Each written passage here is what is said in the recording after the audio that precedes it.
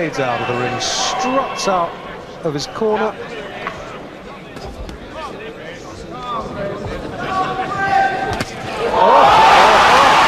first punch he throws. Count is 7. He's not going to make it. He hasn't. Oh, that's amazing.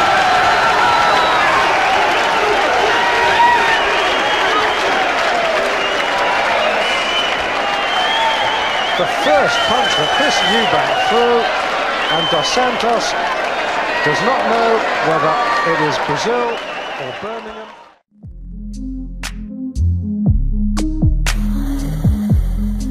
Definitely having an effect, but this is his first time at middleweight, so.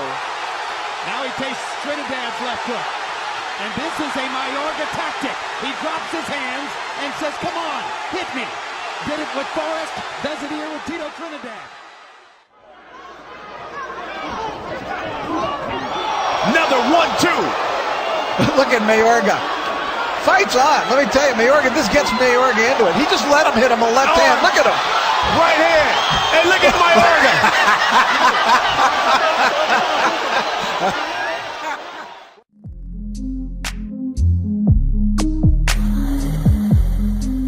One of the roughest fights that I've saw a referee have to work with a long time too.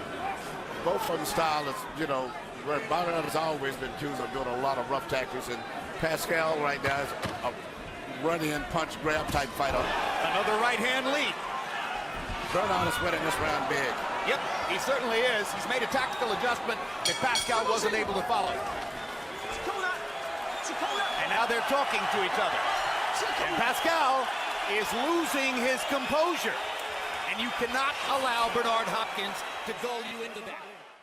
And maybe the kidney punches didn't do damage, but Emmanuel, they're still illegal, aren't they?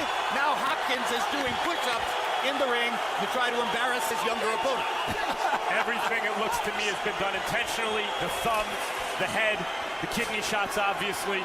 Hopkins is pulling out every trick in the book.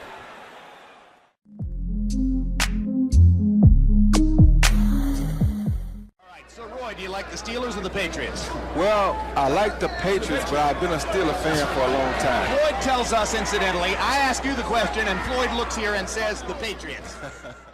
Between rounds, we will show you on replay the moment when Floyd Mayweather, answering my question to Roy Jones, picked the Patriots to win tomorrow. He's protecting his body. Listen up. The Patriots. Now this follows an incident years ago when I, in the middle of a fight, said that's the second time Floyd has switched southpaw, and he looked at me and said, third time. If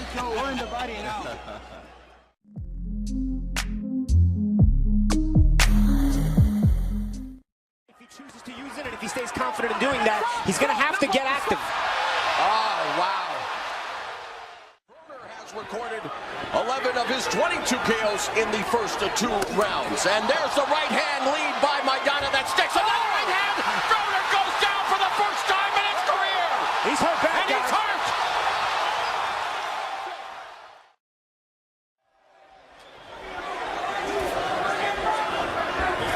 Oh, the hook got him. The hook got him. Broner for the second time in the fight. Maidana tired, he's still trying to throw punches.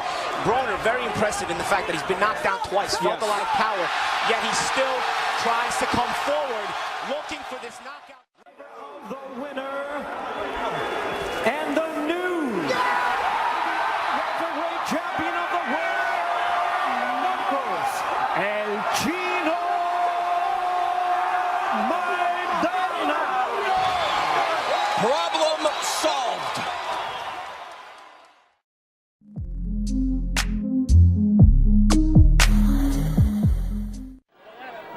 That's how I've got it at this moment. Everything so far to Hamed. I don't think as many would argue with that.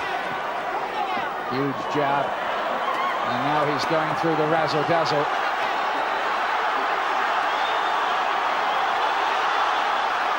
He's dancing while they're clinching. Hamed, watch the use of the shoulder. Again, that right hand working so well, and this is a very confident Hamed. Now look at this. I think he's trying to do all this for the Sheffield fans. He's playing to the audience, trying to taunt poor Padillo, who's taking all this. Once or twice in the past, Hamed has taken some stick for trying to humiliate his opponents in the ring.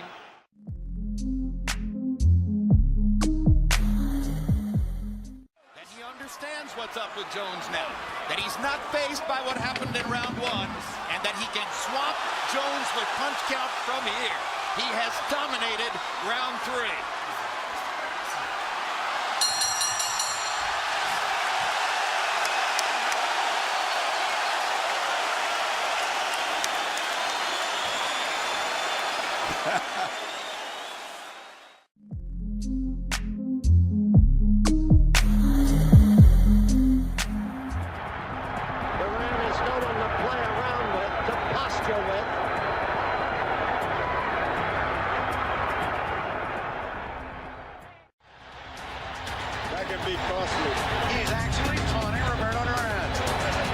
Not over yet, and he's messing around. He should be taking a little bit more serious. You can see Leonard's confidence has grown. Now the ball, and he caught him with the left. And he's got Duran openly, not just furious, but puzzled.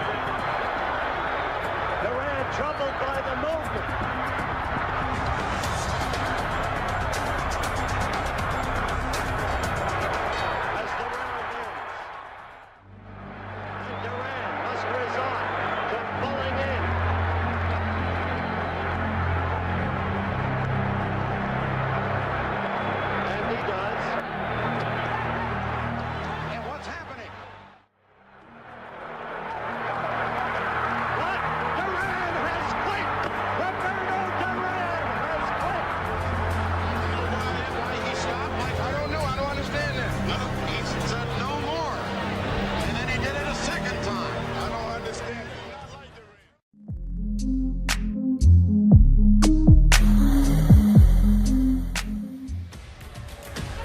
May 25th, 1965.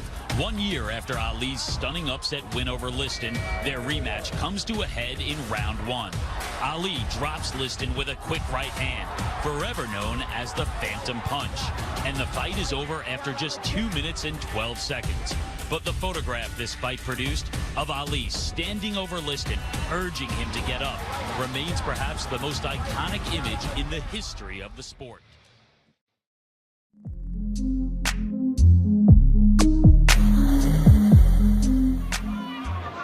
I always say that regardless of what talent you have, it comes a fight sooner or later where your talent will not carry you there because of the style of the opponent or whatever. Shane Mosley learned that last Saturday night. Again, once again, third knockdown of the night. Who never saw it. You know, that's pretty amazing because between rounds, Alton Merkerson, Roy Jones's hand-picked trainer. Roy was just getting in a mode of having a good time at this stage right here. And as I was saying earlier, this guy was surviving because he wasn't that aggressive. And once he started coming in and committed himself, Roy just took advantage of him, caught him with a nice counter punch. Well, Roy found the trick for knocking him out. He put his hands behind his back. He said, come on. You can't get any better than this. I hope the young fighters out here don't start trying to do that. Harold Letterman passes me a note and tells me that referee Max Parker Jr. was about to warn Roy Jones for grabbing the ropes. He never got a chance to issue the warning. Too late, Max. It's all ready. Just dance with me. Come on, dance with me. Just dance with me. Come on, dance with me. Just dance with me. Come on, dance with me. Just dance with me. Come on, dance.